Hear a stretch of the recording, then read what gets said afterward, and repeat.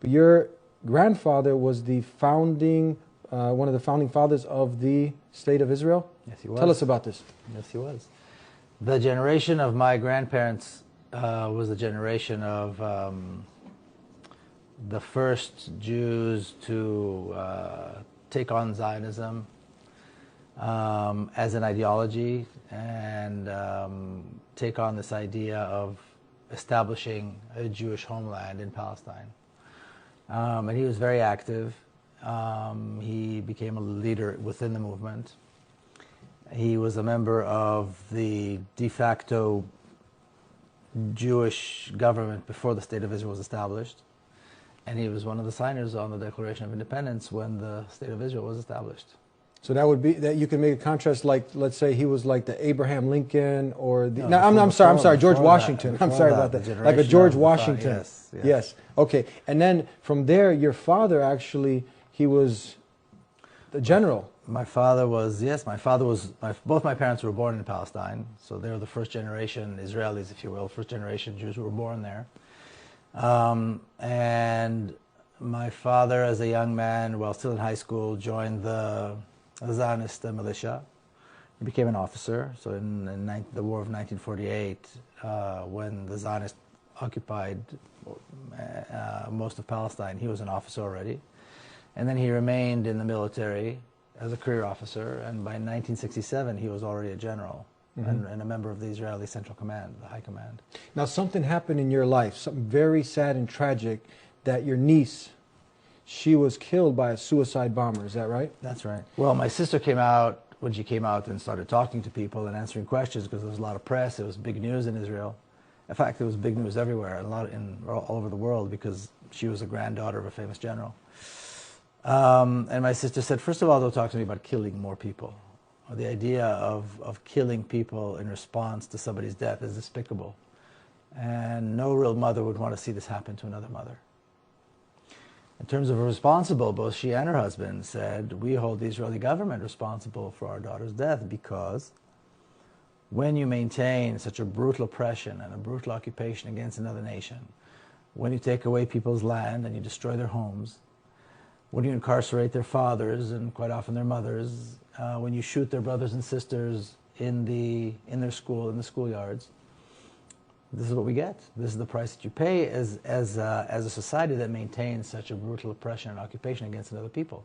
There's a price to be paid, and this is the price that we pay, and therefore they both felt that they both held the Israeli government responsible, because the Israeli government is responsible for the reality that exists there. Now someone just said that's an anti-Semitic statement you just made. Somebody's pointing the finger and say, this guy's anti-Semitic. What do you have to say about that? Well, I'm Jewish, so being anti-Semitic is nonsense. Number one. Number two, being anti-Semitic means being racist against Jews. I'm not racist against Jews.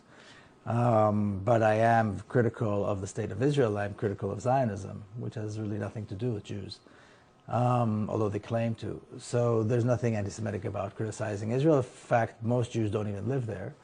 Most Jews never accepted Zionism, so I don't think that has anything to do with it. And it's a claim that's being thrown out when there's nothing else to say.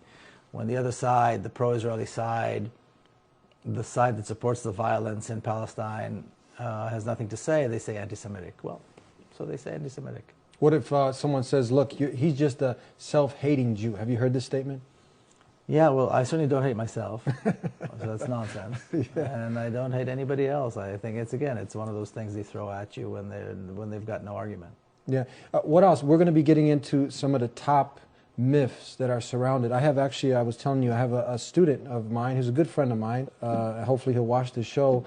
And we've gotten into, this talk a few times, and usually because this is a human thing, when you see children who are just being killed, right, and indiscriminately, and then people will make arguments like, look, we're the ones being terrorized, that we have to defend ourselves, right?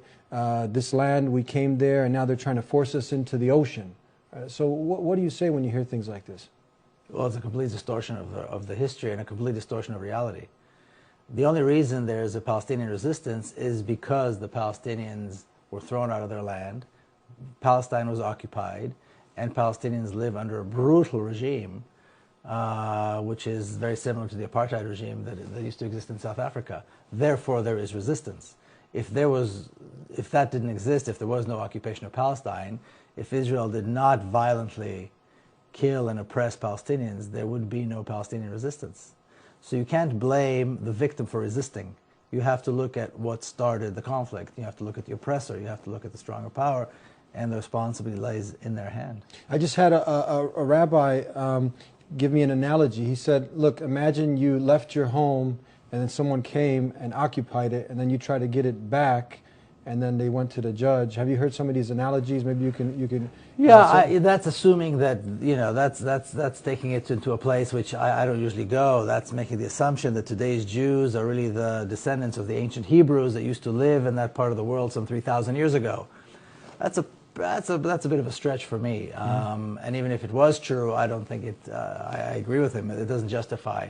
You know, I did not live there 3,000 years ago. My grandparents immigrated from Ukraine.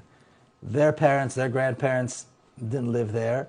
And I don't know any Jew that can trace his or her ancestors back to the ancient Hebrews. So that's a lot of, you know, that's a lot of myth there. And I don't think it's relevant. The point is, the Zionist movement was a colonialist movement. It was brutally oppressive. And that is why we have a problem, and that is why there's no peace in Palestine. We're going to continue. That's one of the myths, that the land was uninhabited. There was no people there. Yeah. So if there's no people there, it's not being used. Why can't we use it? So this is one of the myths that we're going to be clearing up here on the Dean Show with the General's son, Miko Peled. Don't go anywhere. This is really quite bizarre, because all it takes is a little bit of reading of history to find out that this just isn't true. Thank you. Thank you. And thank you for tuning in to the Dean Show. That was the General's son giving you the facts, not fiction. And I know this is a very sensitive topic for many people, but there is no anti-Semitism going on here. It's just education, and we want the best for all of mankind. So from here, you can go ahead and investigate this further.